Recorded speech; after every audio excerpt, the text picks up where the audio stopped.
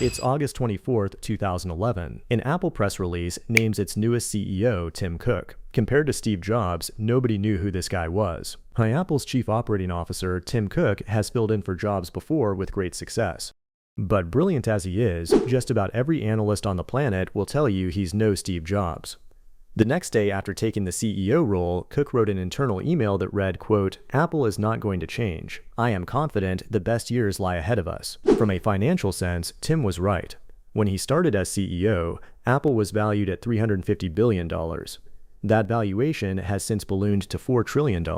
Even after antitrust lawsuits around the world and accusations of stifling competition, all things considered, the company is in a better position than it has been in a long time, but things are about to change. On April 21st, 2026, Apple officially confirmed what insiders have been whispering for years. Tim Cook is stepping down as CEO. His last day is August 31st. Now Tim Cook has served Apple's shareholders well, but his departure truly marks the end of an era. On September 1st, a mechanical engineer from Pennsylvania, the guy who you probably know from the Apple keynotes, becomes the most powerful product executive on the planet. His name is John Ternus, and whether you know it or not, he's shaped almost every device you've ever owned from Apple. But here's the real question. Who is John Ternus? And what would Apple under him look like? Tim Cook's Apple was about supply chains, scaling, refining, and of course printing money from software services. So, what happens when an engineer takes the wheel? Will we see more innovation, new product categories? Will Apple get its soul back? Or is this the beginning of a very slow decline? For most tech enthusiasts, they would have already likely spotted John Ternus at Apple keynote events. His fingerprints are all over Apple's devices. Ternus graduated from the University of Pennsylvania with a mechanical engineering degree. Even before he got to Apple, his final university project was building a robotic feeding arm for patients with quadriplegia. It was controlled entirely by head movements. It's a small detail, but I decided to add it because it gives a glimpse into the kind of engineer that he is. He joined Apple in 2001 and started his career in building displays. There were cinema monitors that, according to people who own them, still work perfectly. The cinema display, meanwhile, was insanely high resolution for 2002. This is a time where most people were using CRTs. And here was the cinema display with a flat panel LCD, a masterpiece of design. Its integrated feet, clear plastic shell over aluminum enclosure, and even the rigged aluminum bezels look classy and retro cool. The display quality is also phenomenal for its age. It's bright, crisp, and the viewing angles are surprisingly good. Later, John moved to the iPad, working on it from the very first prototype. He pushed internally for iPad OS to become its own operating system. At the time, the iPad was essentially running iPhone software, and he believed that it was holding back the hardware. As we know now, he clearly won the argument. He then oversaw the AirPods and was instrumental in the transition to Apple Silicon, the M-series chips. He also had massive involvement with the MacBook Neo, the $599 laptop that he personally announced in New York just last month. It's received universal acclaim with unbeatable quality at that price point. Coming from Apple, it's the strange world we live in. Now, here's what's interesting. Ternus was not a fan of the Vision Pro. According to insiders, his skepticism came from his experience. Back in the early 1990s, he was part of the company Virtual Research Systems, and they tried to create a VI headset, and it was terrible. He was also weary of Apple's self-driving car project, which we covered in detail in this episode here. He feared that it would distract the company, drain profits, and pull away engineers from core products. In both cases, he thought they were distractions. And in both cases, he turned out to be completely right. The car got canceled. The Vision Pro, although a good product based on what we've seen so far, has been a flop, but he has also made mistakes.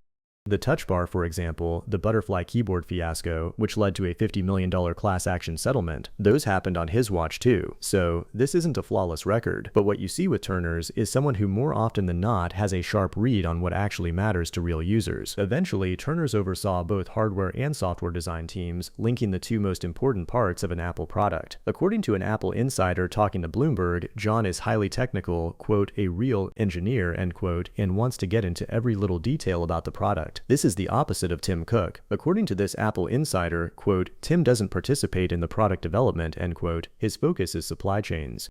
A few months ago, Mark Gurman, one of the most trusted sources when it comes to Apple news, went on the TBPN podcast and predicted that Ternus was the man. If, let's say, Tim Cook hangs out another 3 to 5 years, you're not going to appoint another CEO who's 65, 70 years old. Yeah. He's the only guy. Mm-hmm. Apple, they get vast majority of the revenue from hardware. He's the hardware guy. Yep. Have they screwed up any hardware since he's been in charge? No. He's a steady hand. He knows what he's doing. He's really the only choice. So despite the stock falling at the announcement, the general consensus by many analysts remains positive. And to be clear, John isn't going to be completely on his own to steer Apple's massive ship. After leaving the CEO position, Tim Cook will still be executive chairman of the board. He'll still be traveling around the world meeting with policymakers, especially needed for a challenging geopolitical climate. So in being a tech company, we have to talk about the elephant in the room for Apple, at least for the shareholders, AI. Apple needs to find their place in this new world. And the embarrassing Siri revamp, which was essentially just giving up on using Google's tech, was not the way to go.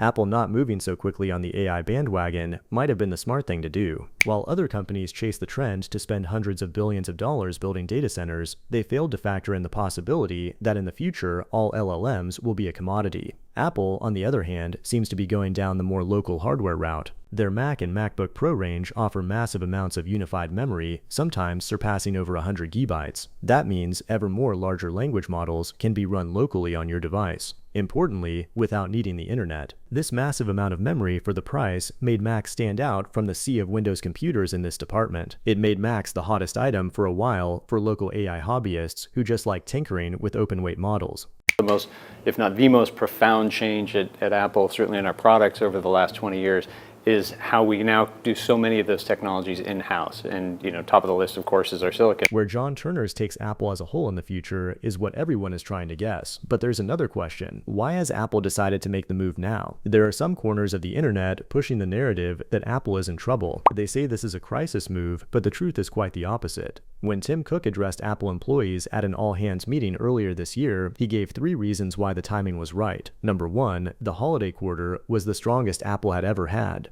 north of $140 billion in a single quarter. Number 2, the product roadmap, he said, is stronger than it's ever been. And number 3, John Ternus, he said, is ready. Tim Cook, in his own words, wanted to leave on a strong note, not when things are falling apart, but when everything was lined up. But there's also strategic knowledge here that goes deeper than timing. Tim Cook's genius was never about the products. It was about company systems, supply chains, manufacturing deals, diplomatic relationships with governments. He took a company built on Steve Jobs' product vision and turned it into a global machine so efficient that it became one of the most profitable companies on earth. Apple's stock rose nearly 2,000% during his tenure. He also had massive involvement with the MacBook Neo, the $599 laptop that he personally announced in New York just last month. It's received universal acclaim with unbeatable quality at that price point. Coming from Apple, it's the strange world we live in. Now, here's what's interesting. Tim Cook was the expansion era, and John Ternus could be the hardware era. The chess pieces have been moving for 2 years. A new CFO and new general counsel, and Johnny Suji elevated to chief hardware officer. The company is restructuring around the next era, and Ternus is already at the center of it. There's whispers of a foldable iPhone coming this year. That's the device that Ternus will almost certainly announce as his first keynote as CEO. It's been in development for years, and you can think of the thin iPhone Air as basically an experiment to see how to make half of that foldable. An Apple foldable will be interesting to watch because for Samsung, foldables have only made up a fraction of their total phone sales. So if Ternus can make it a hit for Apple, that would be impressive. John has also been experimenting at Apple. There's a nearly 20-inch foldable iPad in the pipeline, something that blurs the line between tablet and laptop entirely. Whether it actually gets released remains to be seen.